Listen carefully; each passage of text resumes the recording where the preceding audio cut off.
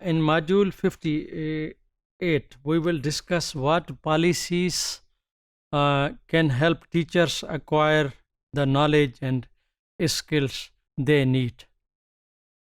We would be discussing what kind of the policy provisions and the situations or the initiatives should be provided to the teachers so that they should be able to know, to acquire, to be able to improve the professional aspects of their career, especially the knowledge and skills which is required by them.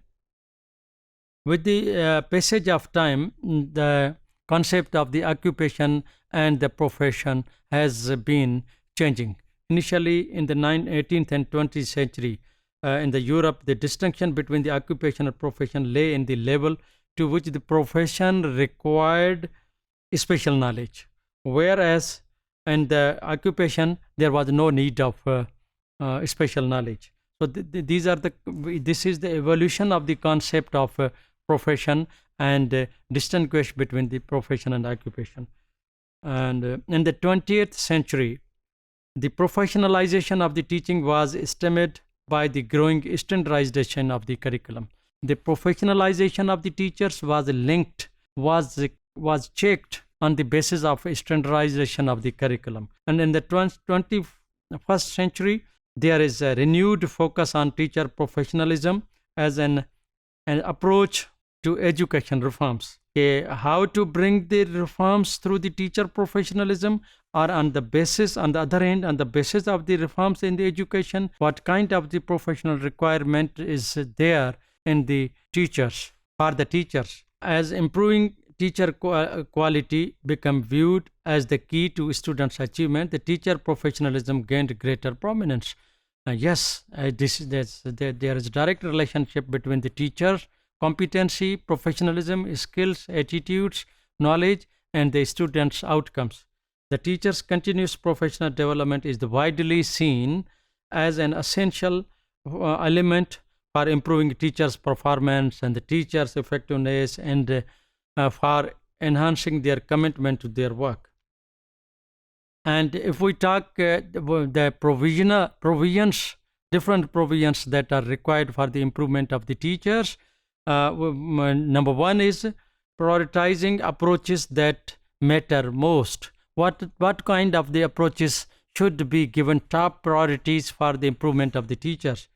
And the policy makers, for example, in the government, those who make the curriculum, those who make the policies, those who decide for what kind of the assessment and the patterns of the assessments should take place in the nation, in the country, in the society. The policymaker can encourage participation and more effective and professional development in the different way.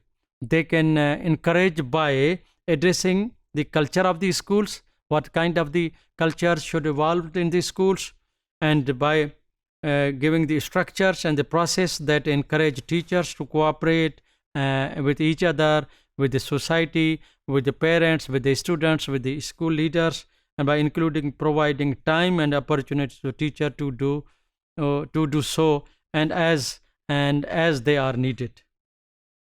School leaders should be encouraged to focus on instructional leaderships.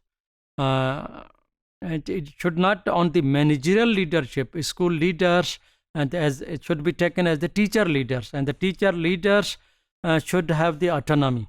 And the policymakers can also increase the amount and variation of the school embedded professional development offerings. They should increase the opportunities and the variations of the opportunities of professional development of the teachers. Or these activities may include, for example, teacher initiated research programs, teacher networks, observation of the colleagues, and the mentoring and the coaching, and the teacher participation in non-school embedded professional development should be limited by supporting the conditions and activities that are most associated with effective teacher professional development. And the policymakers can also increase the likelihood that students are positively affected. This is to be decided by the policy teachers, that in what activities, in what way the teacher is improved and qualified, so that the students should be affected positively and not negatively. And there is another provisions through which we can improve the teachers by including the teachers in the decision-making forums. There are different decision-making committees that we should include the teachers.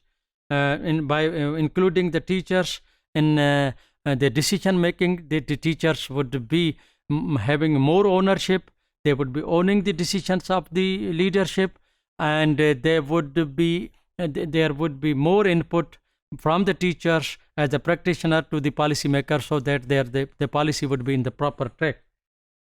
And it's worthwhile for the teachers and the teacher school principal to devolve some of the responsibility to the school level decision to the teachers. In this way, if they are included in the decision making, the teachers can be delegated the authorities, and the policymakers should also consider providing guidance on distributed leadership, not the central leadership, not the autocratic leadership. There should be their practice of the distributed leadership and the distributive decision making, in which there is the participation, there with the delegation of the powers to the teachers may occur.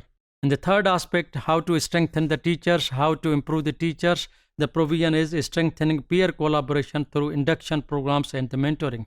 Schools are supposed to have induction programs. When the teachers is appointed on the basis of his or her professional degree, for example B.Ed, for example AD, after the teacher is appointed, immediately the teacher should have some sort of the larger duration or the shorter duration of the induction programs. And that is being practiced in the staff development colleges, in the teacher training colleges, and the barracks of the curriculum in Pakistan, and the provincial level teacher education institutions. This kind of the opportunities is given to the teachers. This type of the well-developed induction programs, mentor teachers provide guidance and the supervision to the beginning teachers. And this type of the mentorship can provide on the job support, identify deficit in the subject matter knowledge, classroom management, etc. And the fourth aspect is to building a collaborative school culture. It should have a collaborative school culture. School should have a collaboration aspect within the units, within the sections, within the departments, and from one school to the other schools. And this way the teacher would have ample opportunities of improving one's competencies, skills, and attitudes. And this collaborative professional development is related to the positive impact on teachers' range of the teaching practices, like instructional strategies, and to their ability to match these to their student needs and to their self-esteem and the self-efficacy.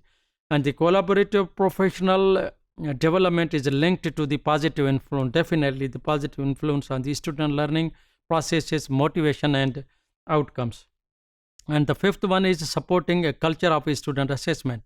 The teacher should know how to assess the teacher, how to assess the students by the teachers, and what kind of the attitudes and the feedback and the reflection should from the teachers to the students. And the students should be encouraged to be all the time ready for the assessment by the teachers, and to know, to listen what kind of the results are being shared by the teachers.